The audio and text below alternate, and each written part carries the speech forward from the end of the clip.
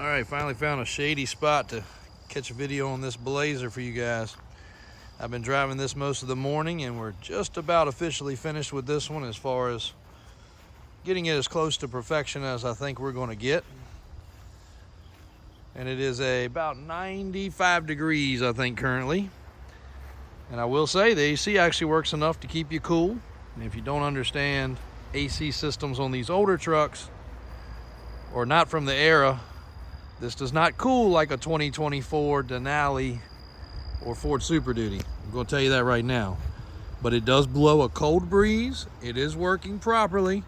But on a day like today, it's not going to freeze your socks off. So here's some details on this truck. Y'all might have seen this in the background of a couple others. But just like all these square bodies that we've been going over, it takes a long time to get these things to the level where we're reasonably acceptable. And again, you'll find that we're critically honest on our descriptions, one way or the other. Ready or not, we're going to tell you everything we know. So this truck's been repainted. They did a pretty decent job. It's got a spot, let me see, on one side. Yeah, it's this side right here. Try to catch the angle just right so I can point to it. But right in here, hopefully you guys can see that. I need to step up my game with a tripod or something, but there's a little dent slash high spot when you're looking down the side of the truck. But beside that, pretty solid truck. When we got it in, the rear window did not work. Passenger window did not work. Driver's window was slow. The locks did not work.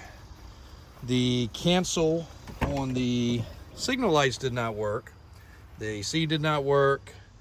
One of the gauges did not work. There was some other service items that need to be done. The dome lights did not work.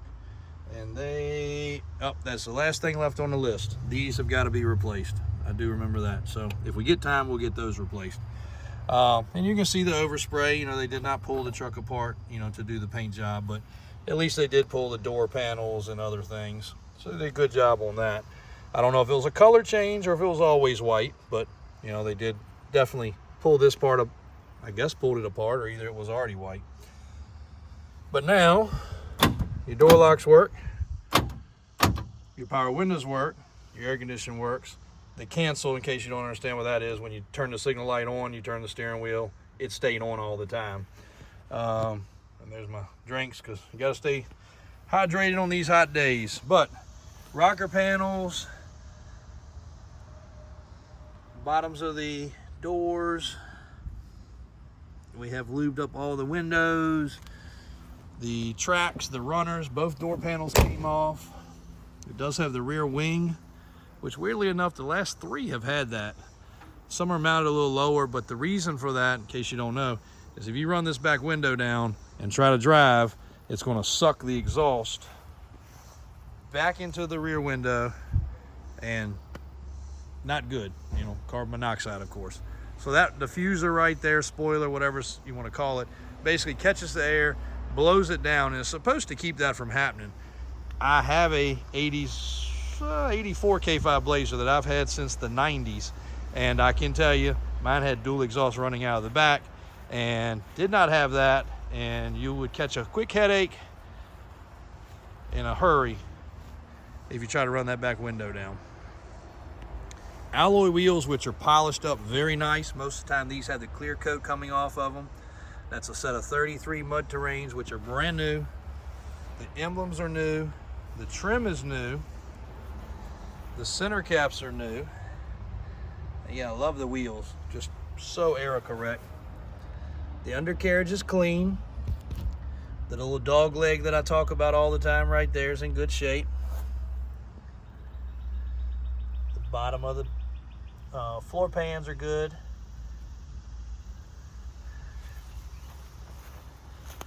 This was sitting in the showroom. I noticed one little drip under it. I think they parked it in there Friday. They might have parked it in there Saturday, but it was parked in the showroom over there. And I did notice one little drip under it this morning before I pulled it out and started driving it. And it did do the notorious puff to touch of smoke when you start it, like all GMs. If you ever had a 305 or 350 of this era, you know, they'll give you one little cloud when you fire it up cold. Haven't noticed again since. It does also appear that it probably had a roof rack. Just noticed that for the first time. Little holes up there. Actually, I think we might have noticed that before and I just forgot it on this particular one, but the black one that we just sold also had a roof rack on the top. Glass is all good. Solid windows on the side. These could have come with sliding windows. This has the solid windows.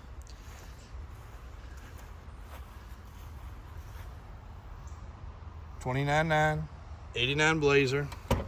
Again, I'm sure I'm forgetting a couple things, but currently all the gauges work. I was getting ready to drive it down the highway, try the cruise control, and a customer came in, so that's still on my list to do. And it does need a little glue. That's an aftermarket dash. It does need a little glue. It's puckering. Headliner's in good shape. And again, we've got door switches to replace these for the dome lights. I think that's the last thing left on the list. Oh, and the spare tire's rattling. It does have the spare tire. You can hear it rattling when you hit bumps. One little cigarette burn over in that seat that my guy can correct. So that'll be getting taken care of. That's your rear window switch. Factory radio, and it does work. I'll fire it up real quick. It's not obnoxiously loud. Good little rumble. Let's look under the hood real quick.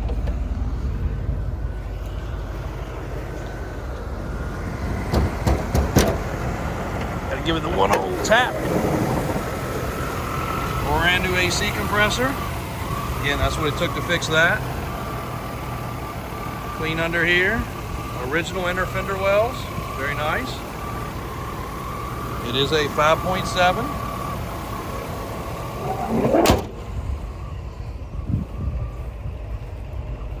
We'll jump in it real quick like here. And y'all might see a little blooper because we did actually get some rain over the weekend. This area might be soft and, oh, no, we're good. Thought we might have a little trouble getting stuck there.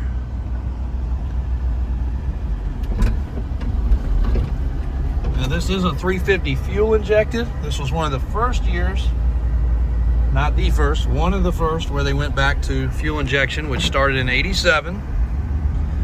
And it also is the overdrive transmission. So cruising the highway is a lot easier on this truck. I'm gonna jump on the highway, I'm gonna put a little bit of fresh fuel in it. You can smell a little bit of stale fuel odor. I'm sure the truck sat. When we get these in, obviously people realize, well, a lot of people don't realize, but you know, some of these trucks might have sat for 5 or 10 or 15 years, depending on whether the customer was restoring it, whether it sat in a body shop, whether somebody just gave up on it, whether it was somebody's father that passed away. You just don't know. So we always try to put some fresh premium in them and drive them a little bit, because you can, if you're a car guy, you can smell that noticeable bad fuel odor. But you can hear that rattle probably as well. Very aggravating, so I'll get my guys to tighten that up. So a couple little punch list items, but for the most part, we are good to go. Truck's had a fresh oil change. Inspection's done. And we are cruising down the road, guys. Oh, I do have one other little exciting thing. Hang tight. My guy just texted me. I saw it come across my phone. Oh yeah, there it is. Next up, and we do have a nice cool breeze blowing right here. You guys can't feel it, but if you're out there sweating today, just know I'm sitting in a little bit of AC for once. But I feel your pain. Now check her out. Suburban 3/4 ton, Grandpa original. This truck just came in, one family owned, from Oregon. Cool stuff, guys. Next video up, next project truck up probably. Man, as described, super duper cool. Can't wait to bring y'all some content on this one, and we will let you know what is in store for it. Stay tuned.